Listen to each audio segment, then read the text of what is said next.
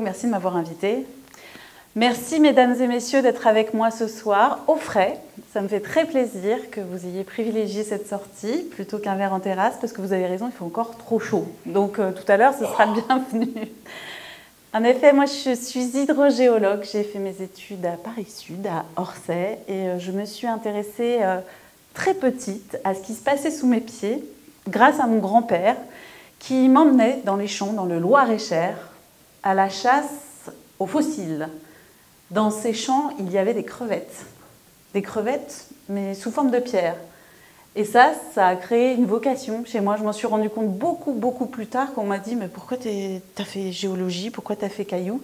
C'est parce que je me promenais avec mon papy dans les champs et qu'on trouvait des fossiles de coquillages et que je me demandais bien comment ils avaient pu arriver là alors que je me trouvais au milieu d'un champ de blé. Aujourd'hui, on va parler de quoi? On va parler d'eau et on va parler d'eau sous nos pieds, les eaux souterraines. Alors, c'est pas ça, c'est ça, je vais y arriver. Et je vais vous présenter quelques grands chiffres pour comprendre de quoi on parle. On parle du cycle de l'eau, du grand cycle de l'eau, et qui est constitué de différents types d'eau. À 97,5% des océans, de l'eau salée, qu'on est ravis de rencontrer l'été, lorsqu'on veut mettre nos pieds au frais sur la plage, et que 2,5% d'eau douce. Notre grande planète bleue, elle a beaucoup d'eau, mais peu d'eau consommable pour se nourrir, pour s'hydrater. Et en plus, il y en a 68,7% qui se trouvent dans les glaciers. Et heureusement qu'ils se trouvent dans les glaciers, parce que c'est notre réservoir, bien qu'il soit bien en peine avec le réchauffement climatique actuellement. Une grosse part de ces eaux disponibles, on va dire, sont les eaux souterraines. 30% des eaux douces sur la planète, ce sont des eaux qui s'écoulent sous nos pieds. Alors, il y en a qui sont en surface, et il y en a qui sont très profondes et qu'on n'atteindra jamais. Le permafrost, le sol gelé, et les eaux de surface. Regardez, les eaux de surface, seulement 0,4%. Les eaux qui coulent à la surface de notre planète, dans les ruisseaux, et qui rejoignent gentiment la mer. Là, vous avez des chiffres qui sont un petit peu globaux, et vous allez voir qu'on a beaucoup de mal, justement, à estimer qu'est-ce qui se trouve sous nos pieds. Les nappes d'eau souterraines, la partie renouvelable, ça veut dire la partie qui va se recharger, 630 km3, plus ou moins 70% d'incertitude. Donc on a encore des études à faire. Non renouvelables, c'est celles qui sont très profondes et qui ne se rechargeront pas, puisque l'eau de pluie ne les intégrera quasiment jamais, en tout cas pas à l'échelle des temps humains. On a l'humidité du sol, l'eau est stockée dedans, mais vous voyez encore une grosse incertitude de savoir. Ce stock, voilà, il évolue au gré des saisons et au gré des climats. Les fleuves et les rivières, j'en ai parlé, les eaux retenues dans les barrages, l'eau retenue dans l'atmosphère, l'eau du manteau neigeux, des calottes glaciaires, l'atmosphère au-dessus des océans, les lacs salés, les lacs d'eau douce, surface océanique et les profondeurs océaniques.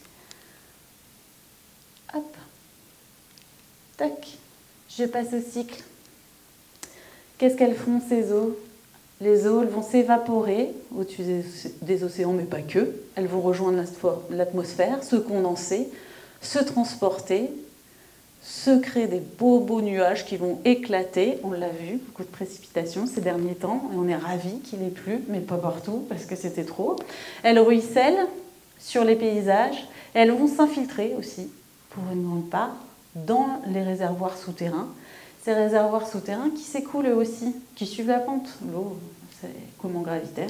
Elles vont rejoindre les océans, mais aussi elles vont communiquer avec les cours d'eau en surface. C'est ce qu'on appelle le grand cycle de l'eau. Et dans tout ça, encore une fois, 30% de ces 2,5% seulement d'eau douce de la planète bleue sont après les glaciers, donc les eaux souterraines. Voilà, ça c'est ce qu'on appelle le grand cycle de l'eau. Qu'est-ce qui se passe actuellement?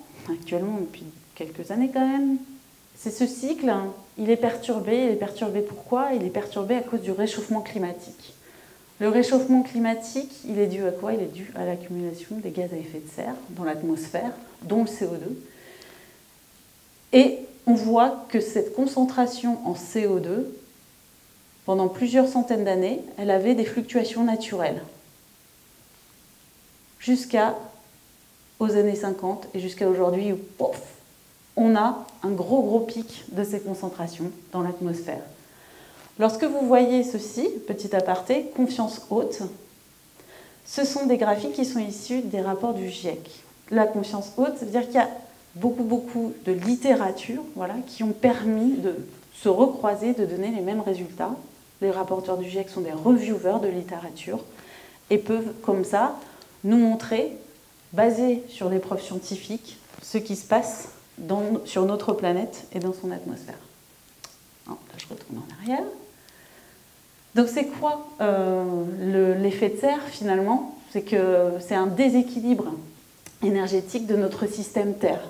La Terre, elle va accumuler de l'énergie avec le rayonnement solaire. Ce rayonnement, il va taper sur la Terre, il va nous chauffer, on va stocker de l'énergie, et normalement, il doit repartir en partie. Lorsque ça tape trop, on a un déséquilibre, on a un rayonnement infrarouge qui s'accumule en fait à cause de ces gaz à effet de serre, et les conséquences de ceci, eh bien, ils vont être multiples. Ce déséquilibre énergétique, il entraîne ce qu'on appelle le changement climatique. Les phénomènes qu'on observe, ça va être une température atmosphérique qui va augmenter, une calotte glaciaire qui va fondre, une humidité de l'air qui va augmenter. L'atmosphère, lorsqu'il est trop chaud, il peut stocker beaucoup plus de vapeur d'eau. Et c'est aussi la cause des précipitations et des événements extrêmes et du dérèglement. Le niveau moyen des océans va augmenter, puisqu'on fait fondre les glaces. La température des océans aussi, la masse des océans aussi va augmenter. Température globale, bien évidemment. Sur les terres, les conséquences vont être des évaporations, des événements extrêmes, comme je l'ai dit, la fonte du manteau neigeux, des inondations, des sécheresses, des inondations également en zone littorale et des érosions littorales. Ça va, j'espère que vous avez toujours le moral. Je vais un petit peu vous remonter le moral à la fin de cette présentation, ne vous inquiétez pas. Je ne veux pas parler que de catastrophes. L'évolution de la ressource en eau renouvelable en France métropolitaine de 1990 à 2018, c'est intéressant de regarder ces chiffres parce qu'on a pu constater qu'on avait une ressource en eau renouvelable qui avait diminué. L'eau renouvelable, c'est quoi? Ce sont les eaux de pluie qui vont le devenir en s'écoulant sur les territoires. Ils vont être repris par l'évapotranspiration, donc on enlève cette partie pour calculer l'eau renouvelable, mais il y en a une partie qui va rentrer, s'infiltrer dans les eaux souterraines, et aussi celles qui viennent de nos frontières. Les chiffres parlent, cette quantité d'eau renouvelable sur le territoire a diminué de 14% si on compare les années 90-2001 aux années 2002-2018. Il y a donc 197 milliards de mètres cubes par an d'eau renouvelable, plus infiltrée, qui rentrent sur notre territoire comparé à 229 milliards les décennies précédentes.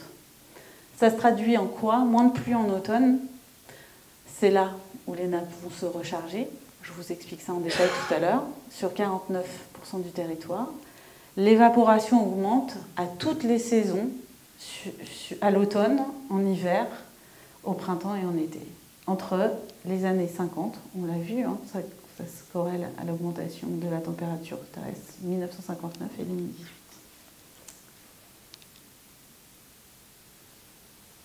On a vu le grand cycle de l'eau. Ce grand cycle, il est impacté par qui? Par nous, les humains. On va s'approprier ce grand cycle. Et en France, on va y prélever 32 milliards de mètres cubes d'eau douce dans le milieu naturel, dont 50% vont être destinés au refroidissement des centrales électriques. Et 6 milliards de mètres cubes vont être prélevés dans les nappes. Ici, j'ai envie d'introduire le principe de prélèvement. Là, je parle de prélèvement, on va prélever ces eaux dans le milieu. Et le principe aussi de consommation. Lorsqu'on parle de consommation d'eau, ça veut dire que cette eau, elle ne va pas être rejetée au milieu sous forme liquide. Lorsque nous, on va boire de l'eau, on va l'utiliser pour nos chasses d'eau, par exemple, cette eau, elle va retourner dans ce qu'on appelle le petit cycle de l'eau, le cycle urbanisé. On va récupérer ces eaux, elles vont être traitées dans les stations d'épuration et ensuite elles vont être rejetées au milieu sous forme liquide.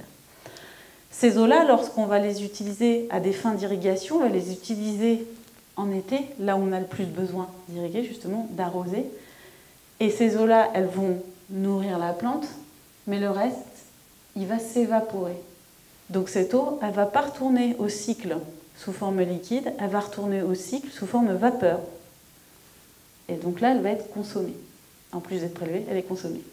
De la même façon, pour refroidir les centrales nucléaires, cette eau, elle va être prélevée dans le milieu. Pour refroidir, c'est les grands nuages qu'on voit au-dessus de ces grandes cheminées, ça normalement, on la voit de très très loin, ces grands nuages blancs là, c'est de la vapeur, c'est pas de l'eau liquide. Et ça, c'est de la consommation. Et ça représente quand même environ 15% des prélèvements de cette eau dans nos eaux de surface. Donc, c'est intéressant de savoir quelle est la part consommée, quelle est la part prélevée. Et cette eau, lorsqu'elle retourne sous forme de vapeur dans l'atmosphère, on ne sait pas où elle va retomber ni quand. Donc, ça peut être aussi une perte pour nos territoires de la ressource en eau. Hop, quelques chiffres. Les usages de l'eau, ça varie d'un territoire à l'autre. Parce que les usages principaux, ça va être quoi? Les usages agricoles, les usages industriels, les usages pour l'eau potable, pour les canaux de navigation et pour les centrales électriques. On voit ici des beaux camemberts. Donc on se rend compte que, suivant les territoires, les eaux prélevées, elles sont à destination d'usages différents. On a les domiciles aussi. En 2020, un Français, en moyenne, il va consommer 149 litres d'eau potable par jour, soit une consommation domestique d'environ 54 mètres cubes par an et par habitant. On a parlé de 32 milliards. Alors là, si j'arrive à maîtriser, voilà, on a parlé de 32 milliards de mètres cubes. C'est pour vous rendre compte des proportions, 50% destinés au refroidissement des centrales électriques. Voilà. On voit les rapports de proportion par rapport à une consommation d'un consommateur, voilà, un citoyen, pour sa consommation en eau potable. Sur ces volumes prélevés, on va avoir une répartition différente entre les eaux souterraines et les eaux de surface. Donc ici, au niveau national, pour la production d'eau potable, c'est 60% qui sont représentés par les eaux souterraines, 40% pour les usages agricoles et 37,5% pour les usages industriels. Le reste, c'est de l'eau de surface qui est prélevée. Cette eau souterraine, elle va avoir des cycles. Elle se renouvelle, comme je vous en ai parlé, surtout les eaux souterraines qui sont le plus proches du sol. Plus elles sont proches du sol, plus elles vont pouvoir bénéficier rapidement de la recharge par les précipitations. Et ceci, ça se fait sur un cycle d'une année. La recharge, elle va se faire à la période où on a le moins d'évapotranspiration, donc moins de reprise végétale par la plante. Donc ça va se situer plutôt en hiver. Vous voyez, là, c'est le niveau de nappe qui augmente. Voilà. À partir du début, milieu, fin d'automne, on commence à recharger les nappes, on bénéficie de la recharge hivernale, ce qu'on appelle. Les eaux vont pouvoir s'infiltrer puisqu'il y a peu de reprises évaporatoires. Elles se rechargent, elles atteignent un certain niveau dans le sous-sol. Et puis ensuite, la végétation va se réveiller, le soleil va revenir. Là, ça fait que 2 jours qu'il est revenu, n'est-ce pas? Normalement, c'est un petit peu plus tôt dans l'année, au printemps. Et là, les nappes suivent un cycle naturel, elles se vidangent. Elles vont rejoindre les cours d'eau, elles soutiennent ce qu'on appelle l'étiage, c'est-à-dire les niveaux bas des cours d'eau dans cette période-là. Les plantes reprennent l'eau qui va tomber, voilà. Et puis on va recommencer comme ça, les cycles. Une quantité équivalente de précipitations en été ou en hiver ne recharge pas la nappe de la même façon. Il y a différents types d'aquifères. Alors l'aquifère, c'est quoi? J'utilise des fois le terme aquifère. L'aquifère, c'est l'eau et la roche, voilà, sous terre. Et l'eau, elle va être contenue dans différents types de roches. Donc on va avoir affaire à différents types d'aquifères. Vous voyez là, au niveau national, des différents types de nappes en fonction de la géologie. On va avoir des nappes qui vont être constituées de gravier, de sable, ce qu'on appelle les nappes alluviales, de la craie, du calcaire, plus ou moins karstique, ça veut dire plus ou moins troué. Généralement, quand on s'imagine des nappes d'eau souterraines, on s'imagine des grands lacs souterrains dans lesquels on peut avoir des photos magnifiques parce que ça existe, ça s'appelle le karst en fait. Donc où l'eau circule carrément dans des grottes, etc. Mais ce n'est pas légion, on a beaucoup de zones karstiques, notamment en centre-val de Loire. Mais l'eau, elle est contenue aussi dans des tout petits pores, voilà, entre des grains de sable, ou dans des fissures, dans la craie, ou dans des fissures, ou des pores, ou même dans des roches volcaniques plus ou moins altérées, ainsi que dans les granites. En fonction du type de roche, on ne va pas du tout avoir la même capacité de stockage ou vitesse d'écoulement de cette eau dans ces vides. Elles vont donc réagir différemment aux précipitations. À droite, on voit une réactivité différente et des cycles de recharge et de vidange qui ne présentent pas les mêmes dynamiques. Ici, on a des aquifères sédimentaires, double cyclicité, saisonnière et pluriannuelle. Donc de septembre à août, on voit la nappe se vidanger, hop, elle se recharge et pouf, elle repart, elle se vidange. La craie, les calcaires de Beauce, par exemple, sont très inertiels, mettent un moment à réagir aux précipitations. Donc là, de septembre à août, entre les recharges et les sollicitations par prélèvement, on voit une vidange, voilà, progressive de l'aquifère. Les karstes, ils vont réagir très rapidement aux sollicitations. C'est des grandes grottes. S'il pleut, tout à coup, pouf, ils se remplissent. Et puis s'ils sont sursollicités par prélèvement, ou s'il n'y a pas plu depuis longtemps, pouf, ils se vident assez rapidement. C'est un souci parce que si cette recharge très très rapide s'accompagne d'une charge contaminante importante, c'est des aquifères qui sont très sensibles au niveau qualité. Ils vont prendre une charge de pollution directe sans avoir un passage d'épuration naturelle éventuelle par le sol. En région Centre-Val de Loire, les nappes d'eau souterraines contribuent énormément au soutien de l'écoulement des cours d'eau en été. 80 à 100% du débit des cours d'eau peuvent provenir des nappes. On voit ici une coupe des aquifères de Beauce, qui n'est pas très visible, hein, je m'en excuse. Voilà. Et on a des répartitions, comme je vous disais, c'est une affaire de territoire, des usages et des prélèvements dans les eaux souterraines différentes en région Centre-Val de Loire, où là, c'est 90% de l'eau potable qui est prélevée dans ces eaux souterraines. Donc notre stock principal pour l'alimentation en eau potable. Et à part égale pour les prélèvements en eau de surface et en eau souterraine pour les usages industriels et agricoles. Là, vous avez une moyenne des volumes prélevés. Je ne vais pas rentrer dans les détails, mais vous pouvez retrouver toutes ces informations sur le site du CIGES Centre-Val de Loire. Donc, quelques chiffres clés. Cet aquifère de Beauce, c'est quand même quelque chose de très, très important. C'est un des réservoirs souterrains les plus importants de France. Une zone de faible pluviométrie, sauf cette année, fortement sollicitée pour l'agriculture, les activités industrielles, on l'a vu, à 50% en usage et d'alimentation en eau potable. Et dans les années 90, il y a eu une forte baisse de ce réservoir, ce qui a conduit à établir ce qu'on appelle un plan de gestion. Un plan de gestion, c'est comprendre comment il faut agir sur la ressource en eau pour la préserver lorsqu'on atteint des niveaux qui peuvent être critiques à l'aide d'un indicateur piézométrique. Le niveau piézométrique, c'est le niveau de la nappe dans le sol, et j'y reviendrai, je vous montrerai comment on le mesure.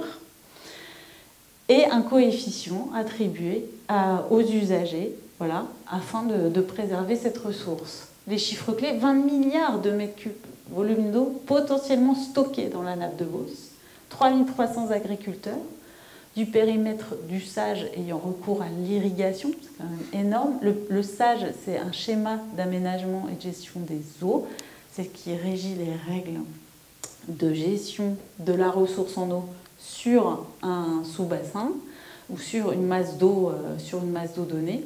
Le volume moyen exploitable pour l'irrigation pour maintenir l'équilibre, c'est 200 millions de mètres cubes. C'est énorme, c'est beaucoup. Et le volume maximum prélevable pour l'irrigation, dans des conditions de nappe favorables, ce qui a été étudié en fonction de ces seuils critiques dont je vous ai parlé, c'est 420 millions de mètres cubes. Ces volumes-là, ils peuvent être totalement révisés en fonction des précipitations, du degré de recharge, comme on l'a vu, et de l'état des milieux, bien sûr. Je reviens sur cette communication entre les eaux souterraines, donc les premières eaux souterraines qu'on rencontre, parce qu'elles peuvent être plus ou moins profondes, elles peuvent être libres ou captives, c'est-à-dire libres à la surface, on met un puits ici, paf, on pompe, il y a de l'eau, super. Et elles peuvent être captives, c'est-à-dire piégées entre deux couches imperméables en profondeur. Et à ce moment-là, elles peuvent être même sous pression. Et lorsqu'on creuse un puits dans ces nappes captives, l'eau peut surgir de façon artésienne, ce qu'on appelle les puits artésiens. Ici, je vous montre les façons que l'eau de surface et les eaux souterraines ont de communiquer. Donc là, la rivière. Lorsque le niveau de nappe d'eau souterraine est supérieur à la rivière, elle va alimenter celle-ci en souterrain, voilà, et donc c'est ce qu'on appelle le soutien au débit d'étiage des rivières. Et ça peut être l'inverse, lorsque le niveau d'eau de la rivière est supérieur, donc en fonction de la topographie, de la profondeur de la nappe, de la saison, c'est la rivière qui va recharger la nappe. On peut songer encore à des problèmes de qualité. Si cette rivière est contaminée, elle contamine de fait la nappe d'eau souterraine. Un exemple typique de l'émergence de cette communication entre eau souterraine et eau de surface, c'est la naissance du Loiret, donc à la source du Bouillon, qui est alimenté par les alluvions de la Loire et l'aquifère karstique des calcaires de Beauce, dans le parc floral d'Orléans, que je vous invite à aller voir si vous ne l'avez jamais vu, mais ça me surprendrait. Je vais laisser parler un de mes anciens collègues du Bergène qui a mené une étude sur ces communications entre les eaux souterraines et les eaux de surface, et c'est assez intéressant.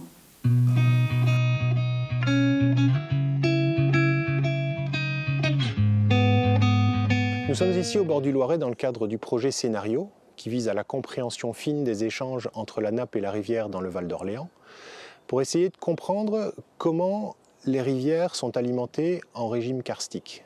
Au niveau de Jargeau, la Loire perd entre 10 et 20 mètres cubes par seconde, ça dépend des saisons. Cette eau qui disparaît dans le sol ressurgit en partie au niveau de la source qui est bien connue, la source du Bouillon dans le parc floral. Alors nous on est la société Subsitech, donc on est spécialisé en technologie marine et sous-marine.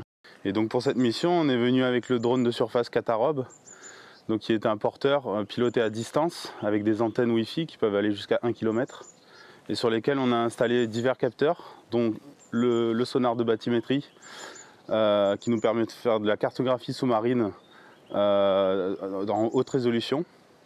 On a aussi une caméra 2D, un sonar Oculus qui nous permet de faire des imageries acoustiques en direct. On a une caméra simple qui nous permet de faire des vidéos RGB.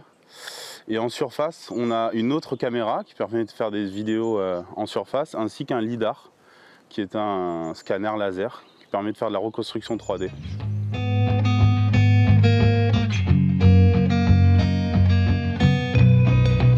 Nous sommes en train de mesurer le relief et la dureté du fond du lit pour identifier les zones d'échange entre le Loiret et la nappe phréatique.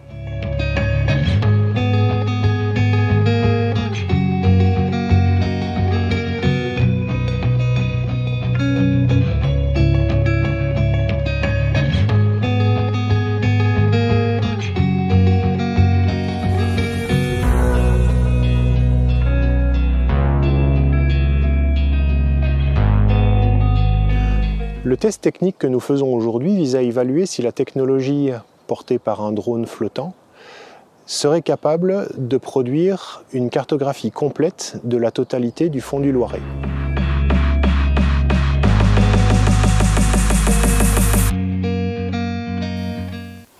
Alors merci Thomas. Bon, il ne m'entend pas, mais c'est pas grave. Je trouvais ça super chouette. Donc on a des outils voilà, pour étudier comment fonctionnent ces échanges, pour regarder le fond du Loiret. C'est très intéressant parce que ça nous donne des informations aussi encore sur ces échanges, comment ça fonctionne et comprendre aussi, encore une fois, il y a toujours ces aspects qualitatifs.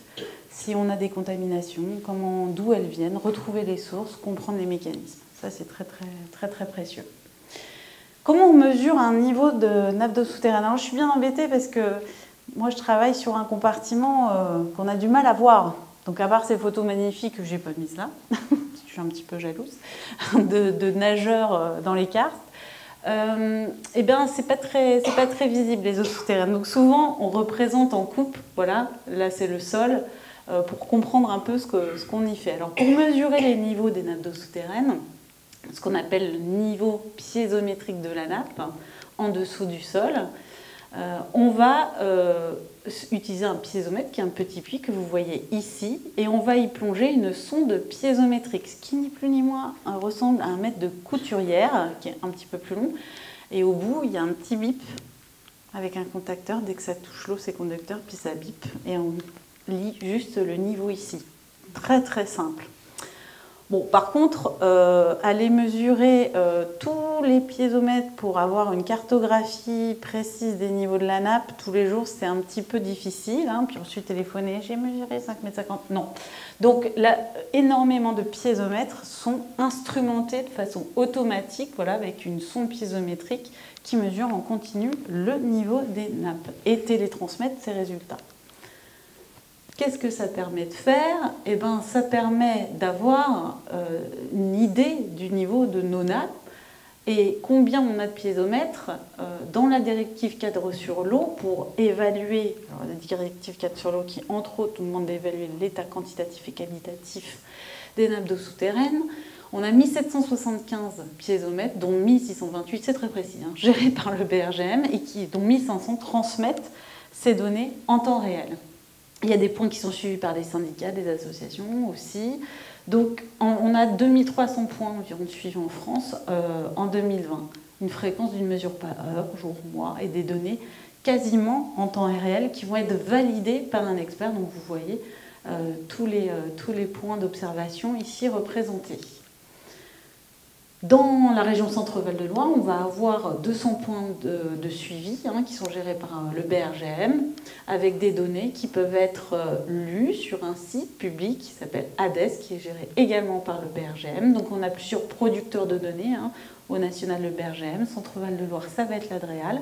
Voilà, et on va avoir des indications sur les niveaux des nappes, et on va pouvoir émettre des bulletins du niveau des nappes en région centre, et au national également. Donc là, on a un collègue qui prend des mesures de piézométrie à partir d'un piézomètre.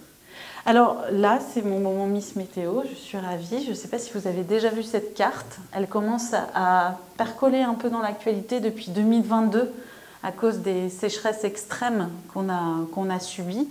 En 2022, on a cumulé des sécheresses atmosphériques, haute température, pas de précipitations, et des sécheresses des sols, donc les sols impactés, craquelés, qui s'imperméabilisent à cause du manque de pluie, et la sécheresse hydrologique, où on obtient des niveaux de rivières extrêmement bas, voire inexistants, et des niveaux des nappes très très bas, avec des mesures qui n'avaient jamais été enregistrées. Là, c'est le bulletin, au 1er juin 2024. Et là, on dit ouf, voire stop sur certaines régions, puisqu'on a eu des problèmes d'inondation par remontée de nappe, je vais vous en parler un petit peu après.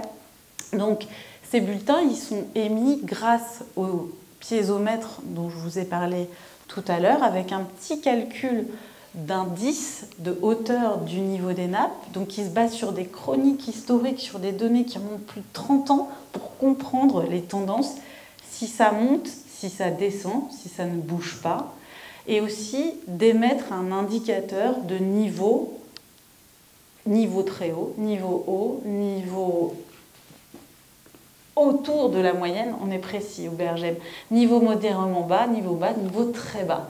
Ce qu'on voit, c'est que sur la quasi-totalité du territoire, les niveaux sont très hauts, voire très satisfaisants. On voit cependant l'aquifère de Beauce qui apparaît en jaune ici. Pourquoi on l'a dit? Il a un temps de réponse aux précipitations qui est plus long, donc il est encore jaune. Mais on voit que son niveau est toujours en hausse. On voit que sur certaines régions, eh ben ça y est, la vidange est en train, et c'est normal en cette saison, de s'enclencher avec une descente. Et puis, on a des zones où on n'est vraiment pas bon du tout. Actuellement, Perpignan, le Roussillon sont très inquiets puisque ça fait plusieurs années consécutives que les niveaux sont bas à très bas. Et dans cet environnement littoral proche de la mer, le fait de pomper dans les eaux souterraines attire les eaux de la mer. Donc on salinise en plus les eaux souterraines. Donc il y a des problèmes de salinisation d'eau qui sont très très prégnants. Dans les zones grises, ça veut dire qu'on n'a pas assez de données, ou que les niveaux aquifères, les nappes d'eau souterraines, ne sont pas assez développés pour qu'on puisse en sortir des grosses tendances nationales. On voit aussi qu'on peut être dans des zones montagneuses, donc où les nappes sont très profondes, et donc c'est là où on n'a pas d'indice. Cette carte, elle est forcément à croiser, c'est une bonne chose que ces niveaux de nappe soient très hauts. Ces cartes sont à croiser également avec le niveau d'eau dans les cours d'eau lorsqu'on veut faire vraiment un état des lieux de l'hydrologie, hydrogéologie d'un territoire. À titre de comparaison, voilà, ce qui est intéressant, c'est de voir la situation dans laquelle on était au 1er juin 2023, où on était vraiment mal, et on sortait déjà de 2022, je ne l'ai pas mise, elle était encore pire, par rapport à la situation actuelle. On voit effectivement que, alors je suis désolée pour les Corses qui sont dans la salle, la Corse en 2023 a disparu, mais heureusement elle réapparaît en 2024. La situation en Corse s'est dégradée par rapport à croyez-moi sur parole, par rapport à 2023, mais sur le reste du territoire, c'est ce que je vous disais, la situation s'est améliorée, sauf sur le pourtour méditerranéen du côté de Perpignan là, et du Roussillon, où les niveaux sont encore très inquiétants. Il y a la sécheresse, il y a l'inondation, et on l'a vu dans la Somme, dans le nord. L'eau de nappe, il y a un moment donné, lorsque le niveau il est très haut, il finit par rencontrer le sol et puis, tac, il remonte. Par exemple, c'est aussi le cas dans notre vallée de Loire, on est sur un système karstique. Alors on s'inquiète des levées de Loire, sont-elles assez hautes? J'ai envie de dire, laissez tomber s'il y a une grosse crue centenale. Une grande partie de l'eau, de toute façon on l'a vu avec mon collègue Thomas, va remonter via le réseau karstique, donc ce sera inondé également par remontée de nappe. On a un double effet qui se coule, possiblement l'eau des bords de la Loire, mais aussi, comme elle alimente le réseau souterrain, ça remonte par les eaux souterraines. On a des façons de surveiller ces crues, mais quelquefois on l'a vu avec la multiplication des événements extrêmes, c'est très difficile à gérer en fait. On a vu des précipitations de quelques mois tomber en seulement quelques jours. On a des ruptures aussi d'ouvrages qui font qu'on a des risques d'inondation et qui sont très graves. Là, on l'a vu en Isère il y a quelques jours. Et donc, le BRGM émet des cartes de vulnérabilité qui doivent être bien sûr raffinées à l'échelle du site et du territoire, mais qui permet d'avoir une idée des zones à risque. Et ça permet également d'établir des plans de prévention des risques, les PPRI, ce qu'on appelle. Donc, ce sont des documents indispensables pour gérer ce type de risque. On possède également des outils de modélisation. Alors, je ne vais pas rentrer dans les détails, mais je voulais vous montrer qu'en étudiant, on acquiert, donc on est passé par la caractérisation des milieux, on acquiert la donnée, on essaie de comprendre comment les systèmes fonctionnent. Et une fois qu'on a à peu près compris comment ces systèmes fonctionnent, on essaye d'anticiper comment ils vont pouvoir fonctionner sous contraintes météorologiques ou même voire climatiques. Météorologiques à court terme, avec des prévisions par rapport à des simulations de pluie, alors des temps de moins en moins pluvieux, 90%, 81, 50, 20, 10, 0% de pluie. Donc là, où un outil qui va intégrer les données de niveau de nappe acquis pendant de nombreuses années, les débits des rivières, parce que ça communique, on voit ce qui rentre, ce qui sort, les données pluviométriques de Météo France, et là-dedans, on va intégrer les seuils à ne pas franchir pour déclencher des arrêtés sécheresse. Alors cette année, on croise les doigts, il a beaucoup plu, on a des niveaux satisfaisants. Les niveaux sécheresse, c'est quoi? C'est le préfet qui dit là, vous arrêtez tout, vous ne pompez plus. Et il y a des seuils d'alerte.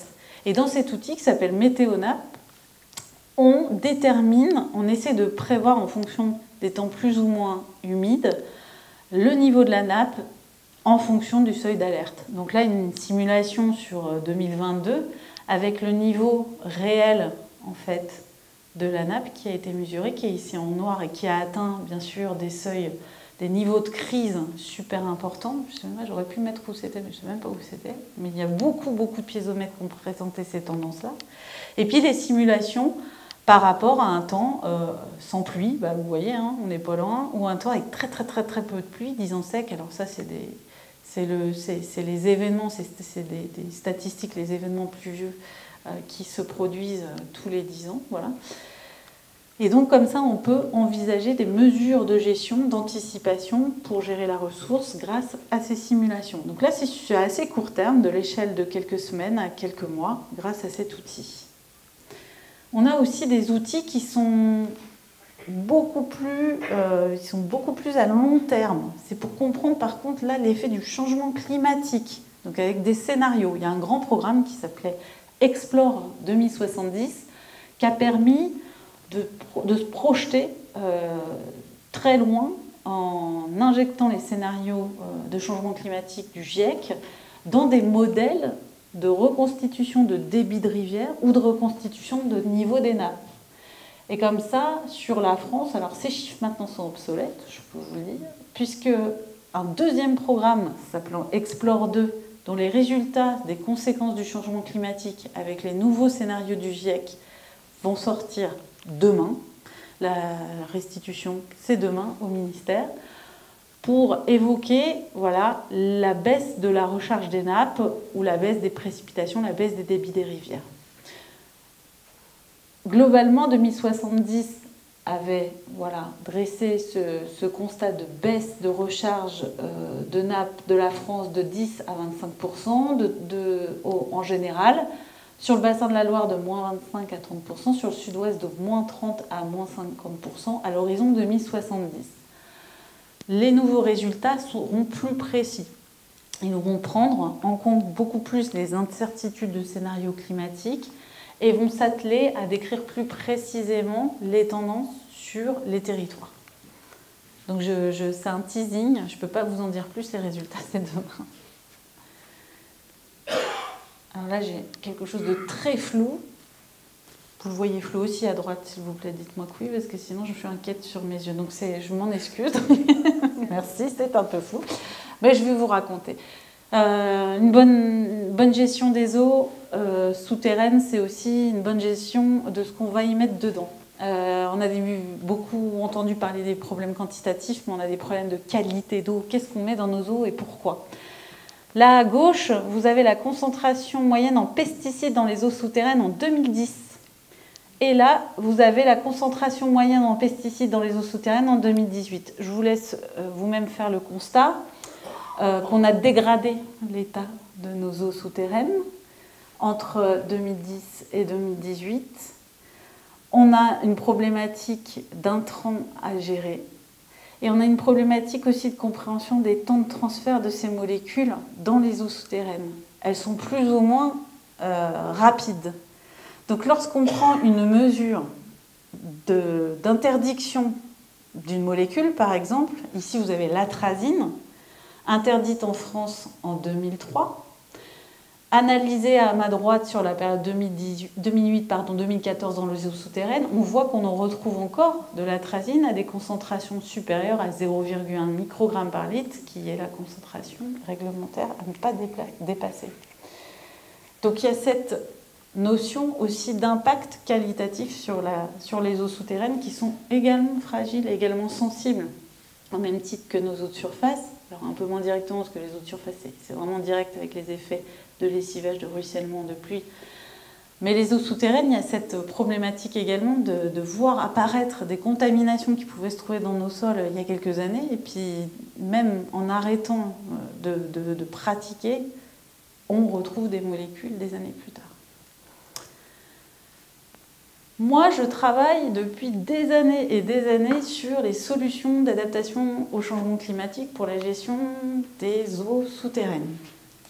Donc là, ce que je vais vous présenter, c'est quelques solutions sur lesquelles j'ai travaillé pour gérer ces eaux souterraines. Mais ce n'est pas exhaustif. Et la première solution pour mieux gérer notre ressource en eau, qui est un bien commun, c'est la sobriété. C'est donc consommer moins. Tout simplement. Donc de trouver tous les moyens possibles pour réduire notre consommation en eau, quels que soient les usages. tout usage confondu. C'est aussi trouver dans l'agriculture des pratiques moins gourmandes en eau, de faire évoluer les filières. Je suis quelqu'un qui a participé aux Assises de l'eau en 2019, au Varenne d'agricole de l'eau et du changement climatique, dernièrement au plan eau. Beaucoup de scientifiques, beaucoup de techniques, les usagers, les politiques autour de la table pour parler, pour promouvoir des solutions les plus intéressantes pour arriver à cette sobriété ou cette optimisation de la consommation de l'eau, toutes ressources confondues. Donc la mixité des solutions, c'est quand même quelque chose qui est intéressant à prendre en compte et toutes les solutions ne seront pas pertinentes pour un territoire donné. Il faudra étudier de près quel est leur impact sur l'évolution de la ressource en eau en fonction des critères économiques, en fonction des critères climatiques. Il y a beaucoup de choses qui rentrent en compte. Et puis des hydrosystèmes concernés. Donc une des solutions sur lesquelles j'ai travaillé de nombreuses années, c'est tiens, si on remplissait à nouveau les nappes.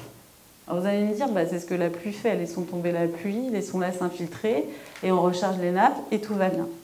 Le problème, c'est qu'il y a de plus en plus de territoires où la pluie ne veut pas se pointer, ou se pointe de trop, aussi. Donc, cette solution, elle a été mise en place dans plusieurs contextes climatiques, dans plusieurs contextes géologiques, et je vais vous en parler, c'est la recharge maîtrisée des aquifères, ce qu'on appelle, avec différents dispositifs de recharge, différents types d'eau qui peuvent être rechargés à la nappe. On va avoir des systèmes d'injection directe avec des puits, comme ça on peut utiliser le même puits pour remettre de l'eau dans la nappe et pour la réutiliser, ou un système de 2 puits où on injecte et puis plus tard on a un petit transfert de cette eau dans la nappe. Il y a des processus de délition et d'épuration qui se passent à ce moment-là et on récupère l'eau. On a aussi un système que j'ai encadré ici, puisque c'est un système qu'on appelle recharge de nappe à partir des eaux de surface et avec une filtration à partir des berges de nos fleuves, de nos rivières. Mais c'est ni plus ni moins beaucoup de systèmes qui sont utilisés pour distribuer l'eau potable, en fait, pour des grandes villes. Voilà, on a des champs captants qui sont souvent aux abords des rivières. On a la filtration linéaire, des bassins d'infiltration. Après, on va retomber un petit peu sur les mêmes principes. Ce qu'on cherche, c'est recharger la nappe à un endroit donné. Donc, différentes eaux peuvent être utilisées. On a vu eau de rivière, des eaux de pluie, des eaux d'orage, des eaux usées traitées, des eaux de surface. L'idée, c'est qu'on a une manne, un stock d'eau à un moment donné, voilà, et il a plu, on arrive à prendre de l'eau et on va la recharger dans la nappe, reconstituer le stock, et puis ensuite l'utiliser au moment où on en a le plus besoin. Quand l'eau est en surplus, voilà, elle va être transférée vers l'aquifère, et puis on va rééquilibrer la nappe. Je tiens bien à dire rééquilibrer parce que lorsqu'on implémente ce genre de système, on est dans un déséquilibre. On ne va pas aller recharger une nappe qui va bien, qui a des niveaux satisfaisants, il n'y a pas de sujet. On peut avoir une nappe qui atteint des niveaux tellement bas qu'elle n'alimente plus la rivière. C'est un souci. On va essayer de recréer une connexion de la nappe avec cette rivière. On peut avoir une nappe qui a des niveaux de qualité tellement ignobles qu'on va se dire, on a une station d'eau usée traitée, on sait traiter l'eau, on sait le faire de façon très poussée, en éliminant un certain nombre de choses dans cette eau, voire des fois en la rendant quasiment pure. Et on va réalimenter la nappe avec. Et c'est le cas par exemple en Californie, dans la région de Los Angeles, où ici vous avez la photo non pas d'un merveilleux lagon paradisiaque, mais d'un bassin d'infiltration d'eau usée traitée, des eaux urbaines de Los Angeles, qui sont traitées fortement dans une grande station d'épuration. L'eau est tellement traitée, reminéralisée ensuite, puisque si on l'infiltrait dans le sol alors qu'elle n'est pas reminéralisée, elle attaquerait finalement un peu trop la roche. Cette eau-là, je l'ai bu à la sortie de la station d'épuration. C'était il y a 2 ans. Je suis encore parmi vous, pourvu que ça dure. Cette eau-là, ensuite, elle va être reprélevée pour être remise dans le réseau d'alimentation en eau potable de la ville. Et elle est aussi utilisée, ce qui est assez intéressant, sur le front de mer, envoyée à des kilomètres plus loin, par des puits d'injection, je vous ai montré le système tout à l'heure, pour lutter contre le biseau salé. Puisque le fait de tirer l'eau de la nappe, ça fait rentrer les eaux salées, je vous en avais parlé pour le Roussillon. Vous allez me dire, là c'est un peu Shadok, hein. Là, on a poussé le truc très très loin. Les États-Unis n'ont pas trop de problèmes d'énergie. En Californie, ils ont des hectares, c'est juste impressionnant, d'éoliennes. C'est pour ça qu'il faut penser les solutions territoire par territoire, ne pas foncer tête baissée dans une solution miraculeuse, mais comprendre comment on peut agencer les solutions entre elles pour respecter les objectifs de développement durable, la réduction de l'énergie, la réduction des intrants chimiques, etc., etc., vous m'avez compris. C'est dans cet objectif qu'il faut penser ces solutions. Aux Pays-Bas, comme leur nom l'indique, les Pays-Bas sont bas, leurs eaux souterraines sont salées et ils sont en plus la plupart du temps sous l'eau. Donc les systèmes qu'ils ont mis en place, je vous parlais de ces nappes qui étaient confinées entre deux couches perméables, ce sont des nappes captives, les leurs sont salées. Ce qu'ils font, c'est qu'ils vont récupérer les eaux de pluie et les eaux d'orage à partir de leurs énormes serres et de toits de zones industrielles. Ils vont les traiter. Voilà, dans des systèmes comme ça, très rapidement, des énormes filtres qui agissent très très très vite, et ils vont réinjecter ces eaux de nappe dans l'aquifère salé, créer une bulle d'eau douce et réutiliser cette eau pour leurs pratiques industrielles et agricoles. En France, c'est ce que je vous disais, on a un exemple de recharge maîtrisée des aquifères sur le site de Crépieux-Charmy, près du Grand Lyon, donc qui alimente tout ou pour la majeure partie de l'alimentation en eau potable de la ville du Grand Lyon. Ce sont d'immenses bassins d'infiltration qui sont proches d'un bras du Rhône, voilà, qui sont rechargés grâce à l'eau du Rhône. Donc tout est perméable en fait. L'eau va s'infiltrer en fait dans les eaux souterraines. Ça permet une certaine épuration de l'eau, ce passage par le milieu poreux. Par là même, ça réduit en fait les boues qui sont issues des systèmes d'épuration pour l'alimentation en eau potable. Ça permet des processus aussi de dénitrification, tout un tas de processus comme ça. Et ça permet aussi de prévenir d'éventuelles contaminations accidentelles du Rhône, voilà, en créant ces dômes hydrauliques entre le captage pour l'alimentation en eau potable et puis le fleuve. C'est quand même conséquent, c'est presque 77 millions de mètres cubes par an qui vont être rechargés à partir de systèmes pour une alimentation de 110 millions de mètres cubes en eau potable du Grand Lyon. En ayant parlé avec un des directeurs des eaux du Grand Lyon, ce système-là, il a été mis en place pour des aspects de qualité d'eau. Comme je vous disais, pollution accidentelle, réduction du traitement. Mais en 2022, m'a-t-il dit à l'oreille, ils étaient bien contents d'avoir ce système-là face à cette sécheresse importante, puisque les niveaux étaient assez bas et ça a permis de maintenir des niveaux de nappe assez corrects pour l'alimentation en eau potable. On a aussi des solutions de recharge des nappes d'eau souterraines qui sont mixées avec des solutions fondées sur la nature, avec des objectifs de renaturation des villes. Ces solutions-là, elles sont intéressantes parce qu'elles ont des multiples bénéfices. Déjà, c'est joli, on est content, franchement, c'est chouette. Moi, j'aime bien me balader en ville et voir des espaces verts, c'est plutôt chouette. Et puis, des journées comme aujourd'hui, lorsqu'on s'approche de ce genre d'environnement, il fait plus frais. Donc, c'est ce qu'on appelle des solutions pour réduire les îlots de chaleur.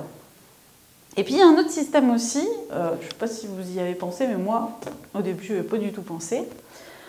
C'est aussi un système qui réduit les bruits. Le béton, le ciment, tout ça, ça cogne, en fait. Et il y a certains quartiers qui utilisent aussi ces solutions pour réduire les nuisances sonores dans les zones très urbanisées. Donc, c'est des chouettes solutions, voilà, à accumuler avec la recharge de nappe, donc l'infiltration d'eau de pluie à la parcelle, voilà, et favoriser le retour surtout de l'eau de pluie à la nappe. Et puis encore un bénéfice, c'est que moins l'eau de pluie ruisselle, moins elle se recharge en contaminants et moins elle va être sujette à affecter la qualité de l'eau des nappes. Oh, encore un bénéfice, on va infiltrer à la parcelle, on va réduire le ruissellement, donc on va réduire le risque d'inondation. C'est ce qu'on appelle le concept de Sponge City, les villes éponges, voilà, de désimperméabiliser les villes et puis de favoriser le retour de l'eau dans le cycle naturel. J'ai travaillé des années sur ce site en Normandie, qui m'a permis de comprendre plein de choses, mais il y a encore beaucoup de travail à faire. C'est le site d'Agon-Coutainville, qui, vous le voyez, hein, est proche d'un golfe. Et vous le voyez peut-être un peu moins, qui est proche du front de mer. On est dans le Cotentin, la mer est ici. On a un arbre ici, on a le système de recharge. C'est une roselière hein, qui est naturelle à la base et qui bénéficie des rejets de la station d'épuration pour vivre. Là-dedans, il y a des canards. J'y ai mis les pieds et les bottes là-dedans pour faire des prélèvements, pour comprendre quel était le devenir des micropolluants, et notamment les pharmaceutiques, qui sont rejetés depuis la station d'épuration dans cet environnement naturel et dans les eaux souterraines. Et avec mes collègues, ce qu'on a fait aussi, c'est qu'on s'est dit, tiens, il semblerait que le temps de séjour de ces eaux-là dans les milieux naturels, ça a un effet sur la dégradation, la sorption de certaines molécules organiques. Et on va voir ce que ça fait. Donc on a planté notre tente et notre système là près d'ici. Alors on avait les golfeurs qui étaient très intrigués. Qu'est-ce que vous faites? Donc c'était rigolo. Ils n'aimaient pas trop le bruit de notre pompe sur le green par contre. Mais bon voilà, on a essayé de cohabiter pendant 3-4 ans, mais c'était marrant. Et donc on a découvert que la charge en micropolluants, ce qu'on appelle les micropolluants, ces molécules qu'on utilise tous les jours dans nos soins pour la peau, qu'on doit se traiter, voilà, si on a une maladie, se retrouvent et peuvent persister dans nos eaux pendant longtemps. Mais on a aussi découvert quelque chose d'intéressant, c'est que les bactéries qui se situaient dans cet environnement-là et qui recevaient ces eaux usées traitées depuis 10, 20, 30 ans, se sont habituées et ont commencé à grignoter ces petites molécules organiques et à les dégrader beaucoup plus que leurs consoeurs orléanaises, sur lesquelles on a mis de l'eau usée traitée. Les pauvres, elles ne nous avaient rien demandé, elles n'étaient pas du tout dans cet environnement-là, puisqu'elles étaient bien peinards dans le sol du campus du BRGM d'Orléans. Et elles étaient beaucoup moins efficaces pour casser ces petites molécules organiques et pour les dégrader. Donc ça, c'était un des résultats qui était super intéressant de cette étude-là. Mais ça nous a permis aussi de comprendre que lorsqu'on entend réutilisation d'eau usée traitée, recharge des nappes d'eau souterraine à partir d'eau usée traitée, il est même impératif de contrôler son épuration et de comprendre ce qu'on va amener au système et de savoir quel traitement, combiné avec des traitements naturels qui ont une capacité d'épuration également, pour préserver l'intégrité qualitative des milieux. On avait aussi mis tout un tas d'appareils parce qu'on aime bien ça, les scientifiques, et puis ça fait bien, voilà, avec des petits systèmes qui pouvaient mesurer les Escherichia coli, donc les pathogènes, ces éléments qui sont hyper dangereux pour la santé et qui se retrouvent dans les stations de nos eaux usées. Voilà, on continue, on a testé aussi, ça c'est des panneaux solaires, un piézomètre, on avait mis une ribambelle de sondes dans lesquelles on envoyait un petit signal électrique qui leur permettrait de mesurer la salinité de l'eau et de voir comment le fait de recharger cet aquifère pouvait repousser le biseau salé. Donc on s'est éclaté pas mal. Puis on a développé avec Antea, chez qui je travaille maintenant, il n'y a pas trop de hasard, des systèmes de tableaux de bord numériques qui engrangent toute la donnée et qui permettent de comprendre comment l'hydrosystème évolue dans ce genre de contexte. Et c'était assez sympa. Avec le BRGM, on a créé aussi des cartes pour comprendre comment on peut implémenter sur un territoire ce genre de solution. Alors ça, c'est super intéressant parce qu'on peut mettre tous les acteurs publics, les usagers, les décideurs, les scientifiques autour d'une table. Paf, on déroule la carte et on dit voilà. Nous, les scientifiques, on trouve que là, c'est faisable parce que le sol est bien perméable, on peut infiltrer là. Nous, les scientifiques, on trouve que là, c'est bien parce qu'il n'y a pas trop de pente. Nous, les scientifiques, machin. Mais les décideurs peuvent dire, non mais attendez, là, parce que là, ça va pas, parce qu'il y a mon champ, il y a mon truc, il y a mon machin. Enfin bon, c'est intéressant, quoi. On peut s'engueuler autour d'une carte ou se mettre d'accord aussi. C'est plutôt sympa, ce qu'on appelle les outils d'aide à la décision. On a aussi des choses où on ne se gueule pas du tout et c'est super pratique. C'est l'infiltration des eaux de pluie en milieu urbain où on fait des études multicritères pour déterminer voilà, quel est le meilleur endroit pour infiltrer les eaux à la parcelle. Et ça, c'est lié au PLU, par exemple, de Rennes Métropole.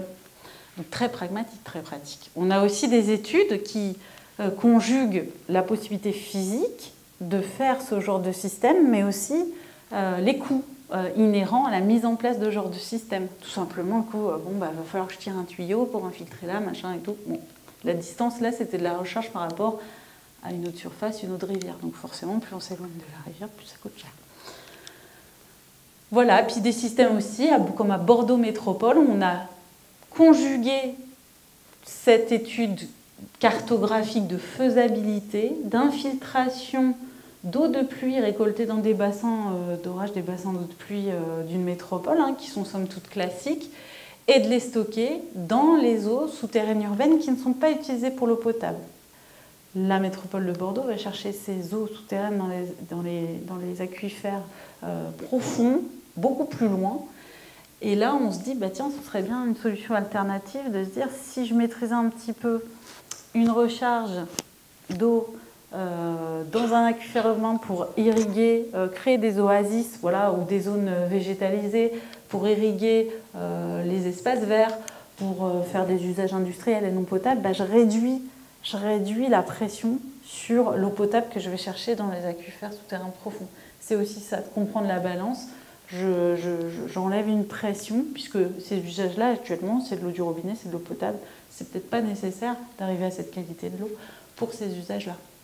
Et puis un projet qui est sympa aussi, c'est le projet de soutien de l'étiage de la Garonne, qui s'appelle Air Garonne, sur lesquels les équipes du BRGM travaillent en ce moment. C'est de comprendre comment, à partir de canaux historiques se trouvant près de la Garonne, des canaux qui sont perméables, on peut recharger la nappe d'accompagnement de la Garonne et soutenir son niveau, son débit en période estivale, donc accompagner le soutien à l'étiage grâce à ces systèmes qui sont finalement ni plus ni moins des systèmes de ralentissement du cycle de l'eau, de rétention à un moment de l'eau sur le territoire, sachant qu'en fait elle continue de faire ce qu'elle veut, elle coule encore. Voilà, et j'en arrive à la fin de mon exposé, et j'espère que je ne vous ai pas perdu en route. L'idée, c'était de vous donner quelques connaissances sur ce qui se passait sous nos pieds, avec un petit focus sur notre propre territoire, et des solutions, voilà, qui nous permettent déjà d'anticiper les changements de cette ressource précieuse et cette ressource commune, le bien commun pour tous, et des pistes pour envisager, voilà, ces situations futures et d'agir, voilà, sur notre ressource en eau. Et je vous remercie infiniment de votre attention. Et puis, vous pouvez me poser toutes les questions que vous voulez maintenant. Presque toutes.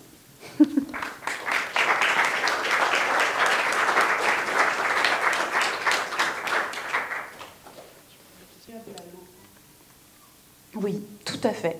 Il y a des... Alors ça, c'est pas moi qui vais pouvoir bien vous répondre sur ce sujet. Je pense que... Enfin, c'est même sûr, puisqu'on a plusieurs études sur le sujet, on s'oriente de plus en plus vers ces systèmes d'infiltration à la parcelle. Donc ce genre de système de sol drainant dont vous parlez sont de plus en plus privilégiés, notamment sur les parkings par exemple. Mais on a toujours cette difficulté, je vous ai parlé des SAGE, les schémas d'aménagement et de gestion des eaux, mais sachez qu'en face, on a ce qu'on appelle les SCOT, c'est les schémas qui concernent tout ce qui va être l'occupation du territoire, l'aménagement territorial. Et ces documents-là, ils ne sont pas forcément en ligne. Et maintenant, on s'est dit, mais c'est con parce qu'en fait, lorsqu'on est en milieu urbain, la planification urbaine, penser la ville de demain, bah, il faut penser à nos ressources. Et encore une fois, on a eu un choc, notamment en 2022, et ces 5 dernières années, avec cette petite accalmie qu'on a cette année, avec ces précipitations, on s'est dit, lors du plan eau, il faut absolument aligner ces documents. Lorsqu'on va repenser la ville, pensons à ce qu'on va recharger en dessous. Donc on va vers cette tendance. C'est pas partout vrai. C'est pas partout vrai. Mais ça fait partie des décisions et de, comment dire, justement, la gestion participative multi-acteurs d'un schéma d'aménagement futur, bien pensé à sa ressource. Après, il y a des zones où c'est pas possible. C'est-à-dire que vous avez des fois, je sais pas, des parkings, des zones qui sont très polluées. On a des sites et sols pollués par des historiques industriels. Et là, il n'est pas possible d'infiltrer à la parcelle parce qu'on va ramener toute la pollution jusqu'à la nappe. Donc il y a des actions qui peuvent être faites de dépollution, mais voilà, ça prend du temps. Donc il y a des contraintes aussi. Mais c'est quand même une tendance qui se multiplient, qui se précisent. Et c'est vrai que ce n'est pas forcément visible à l'œil, ces sols drainants. Ça peut ressembler parfois à des milieux imperméables. C'est une volonté politique. Tout est oui, beaucoup. Oui, l'aménagement du territoire, je vous le confirme. Merci pour votre exposé, très intéressant. Vous avez parlé d'infiltration du Dordogne et puis sur la Garonne. Je n'ai pas bien compris quelle était l'origine des eaux qui étaient infiltrées. Alors c'est les eaux d'épuration probablement? Non, pas du tout. Non. C'est des eaux qu'on récupère donc des eaux Du fleuve, en fait. Ah, pardon. Qui étaient elles-mêmes des eaux de pluie, à un moment donné. Sur la ville de Lyon, c'est les eaux d'un bras du Rhône. En fait, en raccourci, on va ralentir l'écoulement du Rhône parce qu'on en prend une partie pour l'infiltrer en souterrain. Et sur la Garonne, c'est encore plus... Alors, sur le Rhône, finalement, on pompe l'eau directement derrière pour l'alimentation en eau potable. Donc, c'est un système qui est continu, si vous voulez. Sur la Garonne, l'enjeu, c'est pour ça que c'est un projet de recherche scientifique. On ne sait pas où ça va nous mener. L'enjeu, c'est de ralentir ces eaux en hiver, lorsqu'il y en a le plus, de les faire s'infiltrer dans la nappe en espérant qu'elle arrive suffisamment à stocker, à vraiment se recomposer pour soutenir toujours la Garonne, dont l'eau provient finalement, mais en été, plus tard dans le cycle, là où son niveau est très faible, parce que la Garonne est extrêmement sollicitée, et notamment à des fins d'irrigation. Je vais faire de l'ironie, donc c'est des méga-bassines en fait.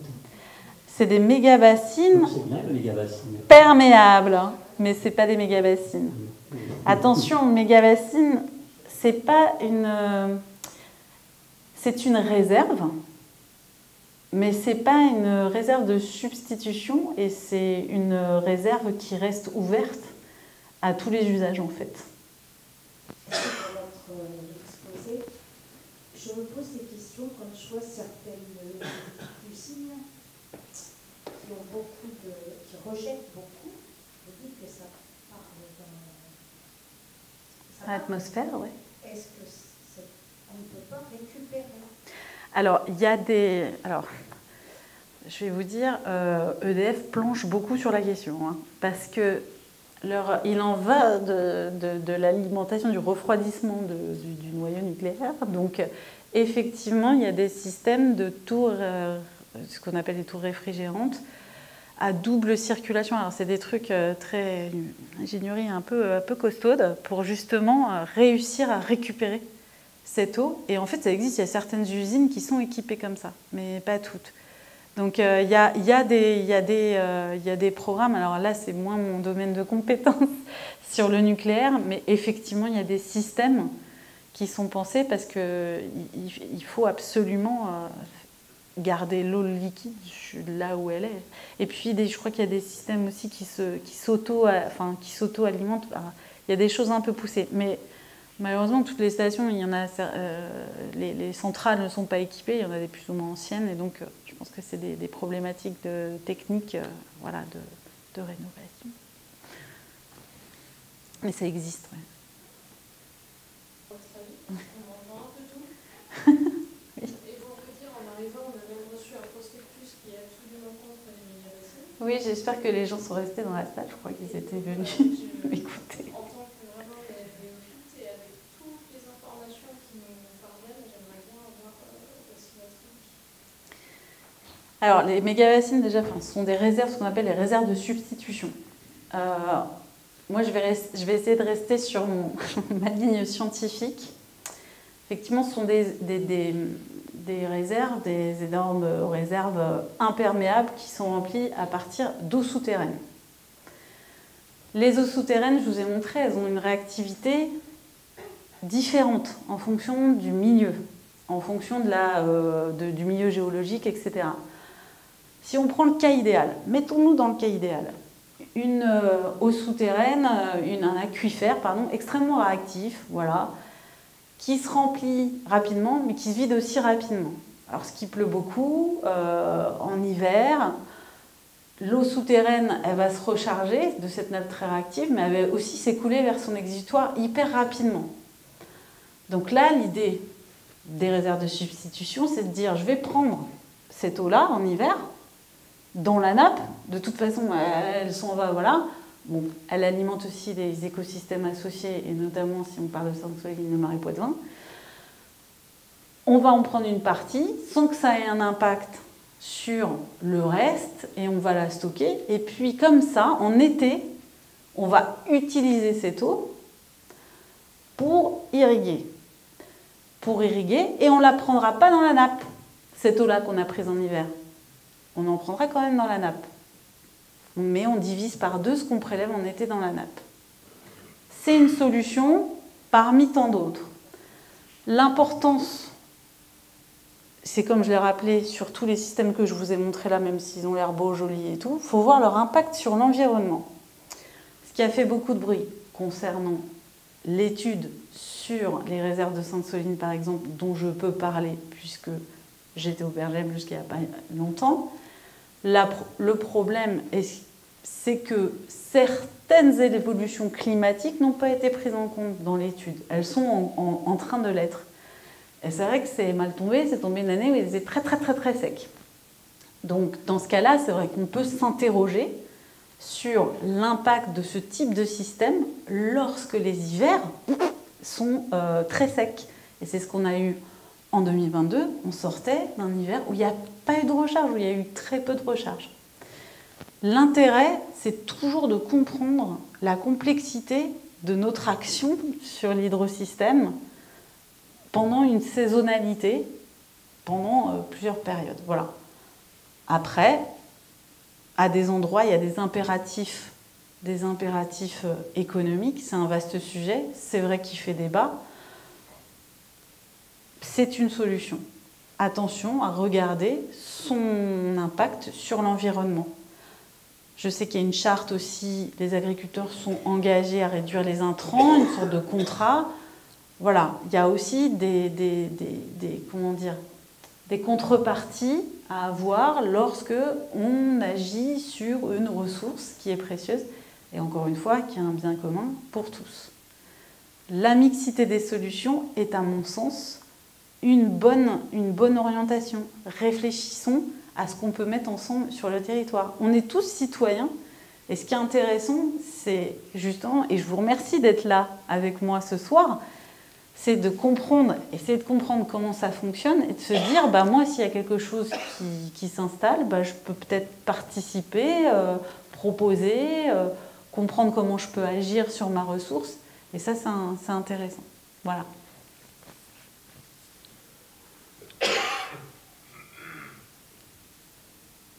Bonjour, merci beaucoup pour cet exposé très clair. Concernant la réinfiltration de l'eau au niveau de la parcelle, notamment en milieu urbain, oui.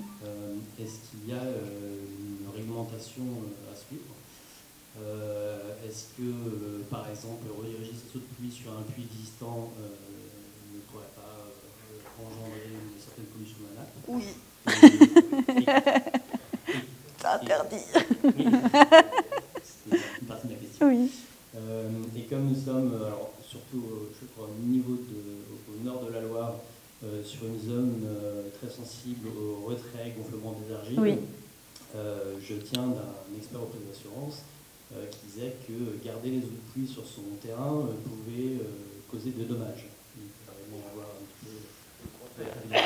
Bon, là, ouais, je ne suis pas trop sûre, mais oui. Alors oui, effectivement, c'est réglementé.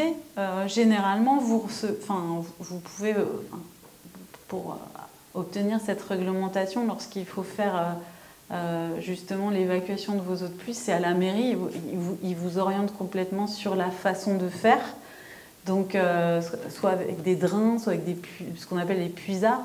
Mais en effet, il est strictement interdit de rejeter les eaux de pluie directement dans un puits existant, parce que là, il y a un risque de contamination, effectivement, de la nappe d'eau souterraine qui est prégnant. Donc oui, tout cela est réglementé. Et si on va plus loin, par exemple, sur l'infiltration à la parcelle, voilà, c'est très réglementé et c'est documenté et accompagné par les collectivités qui orientent le citoyen là-dessus. Il y a des choses qui sont très très bien faites. Par contre, lorsqu'on va sur des solutions qui sont beaucoup plus costaudes, comme je vous ai montré, hein, avec des volumes d'eau infiltrés d'eau de pluie pour stocker vraiment l'eau dans la nappe. Là, on passe par le Code de l'environnement. On doit faire un dossier loi sur l'eau qui est soumis donc à une autorisation. Ça remonte à la préfecture via la DDT qui doit instruire le dossier. Autant de DDT que de territoire. Donc ensuite, c'est une étude du dossier. Il faut que vous soyez en mesure de dire que l'impact de votre ouvrage va être nul, voire très très minime, voilà, sur l'environnement, sur la ressource en eau. Mais côté infiltration du particulier à la parcelle, etc., c'est extrêmement codé et j'aurais bien du mal à tout vous expliquer. Mais c'est facilement trouvable. Ouais. Mais pas dans le puits. Ceci peut bien. Présentation, je voulais savoir par rapport aux cartes, c'est quoi le problème du Perpignan exactement? Est-ce que c'est un problème plutôt géologique ou plutôt de besoins qui dépassent plutôt les apports? Et quelle solution ils trouvent aujourd'hui si normalement, qu'est-ce qu'ils envisagent de faire? Première question. Deuxième question. Oh, une multiple question. Allez-y, je m'accroche. J'ai eu chaud aujourd'hui. Vous parlez un peu de politique qui sont avec les fonds de gestion, SAGE et compagnie. Il y a des contrats territoriaux, des démarches territoriales. Ouais. Est-ce que vous y croyez à ces politiques territoriales qui sont portées par les agences de l'eau et voilà, est-ce que vous pensez que ça peut vraiment ramener des résultats? Merci pour vos questions. Oui, sur Perpignan, c'est un déséquilibre, c'est la balance. On consomme plus que ça ne recharge. Enfin, tout bêtement, c'est horrible de dire tout bêtement. Mais oui, la balance est négative. Donc il y a beaucoup trop de... Voilà. Donc on est en balance négative et on incrémente en plus ce problème en attirant les eaux de la mer dans les eaux souterraines. Donc effectivement, si on réfléchit actuellement ce type de système que je vous ai montré, peut-être de la recharge de nappe, peut-être des systèmes de substitution, c'est-à-dire la réutilisation d'eau usée traitée en usage direct ou voire même en stockage de nappe. Donc il y a beaucoup de choses qui sont étudiées effectivement pour pallier à cette problématique. Et encore une fois, hein, notamment la sobriété. On consomme moins, on arrête de consommer. Mais il y a des limites à tout. Et là, on a vu, il a beaucoup plus... Bon, là-bas, non, il n'est pas suffisamment pour recharger les nappes, en plus. Mais les températures augmentent. Les températures, c'est le changement climatique est là. Les températures ne cesseront d'augmenter. On aura des étés de plus en plus hard, on va dire. Donc, qu'est-ce qui se passe? On a besoin d'eau. Encore en plus. Et la population augmente, etc. Donc, voilà. Bon, j'avais dit que je ne finirais pas par une note pessimiste, donc je vais répondre à votre deuxième question, qui va repartir sur quelque chose d'optimiste. Je suis convaincue de l'efficacité des SAGE. Il en faut partout, dans tous les territoires. Tous les territoires ne portent pas de SAGE, n'ont pas encore de SAGE. Il faut des commissions locales de l'eau, des clés partout. C'est la commission qui met en application les directives qui sont données dans le SAGE. La gestion décentralisée de la ressource en eau, c'est impératif. Les plans, c'est bien. Les plans, c'est bien. On cadre, on donne des orientations politiques. On veut aussi des subventions pour réaliser les mesures nécessaires à la préservation de la ressource en eau. Mais oui, la gestion décentralisée de l'eau telle qu'elle est faite à l'échelle des bassins, des sous-bassins versants, c'est une exemplarité française qui est reprise à l'Europe et sur laquelle on ne peut pas revenir, c'est pas possible. C'est une très très bonne idée. Au contraire, il faut la consolider, il faut donner les moyens. Et encore une fois, les clés sont les citoyens qui font partie, les usagers de l'eau, les politiques, les services déconcentrés de l'État. Il faut être dans ces instances-là, il faut qu'elles se nourrissent, et il faut peut-être aussi qu'elles aient des moyens, des méthodes. On en a parlé pendant le plan eau. Alors, je ne sais pas si ça va se réaliser, mais d'avoir plus d'outils justement de financement de ces endroits-là, et surtout des méthodes de gestion des conflits, des compromis, etc. Parce que c'est assez chaud, c'est clair, ça peut être un peu chaud, mais c'est des instances très très très très indispensables. Ouais.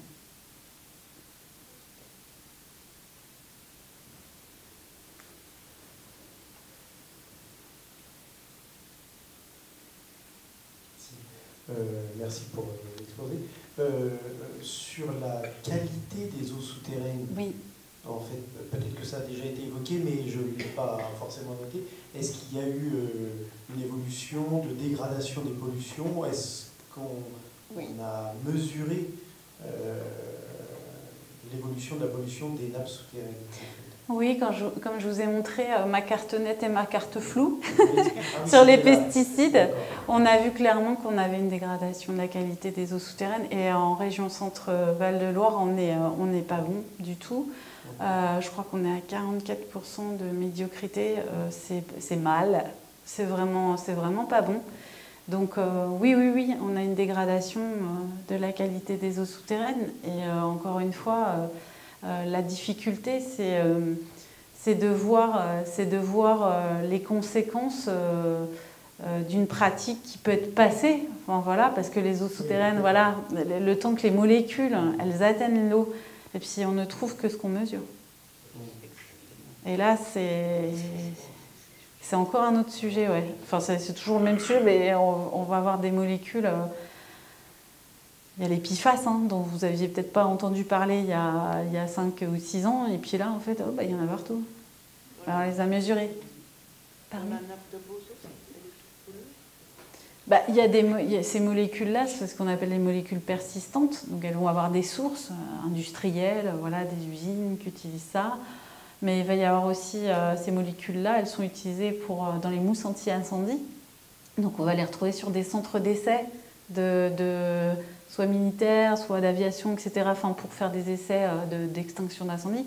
Donc c'est des sources potentielles, et on n'a pas fini d'en entendre parler. Le BRGM travaille sur un projet européen multidisciplinaire pour comprendre les sources de ces éléments-là, les possibilités de décontamination, de remédiation, et comprendre comment les mesurer de façon pertinente, justement, pour voir, parce qu'en plus...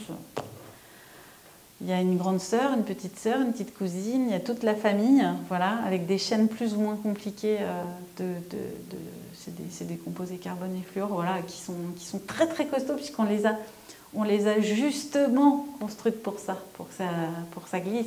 Ça fait partie des revêtements aussi imperméables des vêtements, comme le Gore-Tex. Donc c'est l'enfer, ce truc. Donc on n'a pas fini de repenser aussi nos pratiques. Et de comprendre comment on peut vivre différemment. Ça, c'est un avis qui m'est personnel, mais je pense que voilà. Oui, bonsoir, merci pour votre exposé.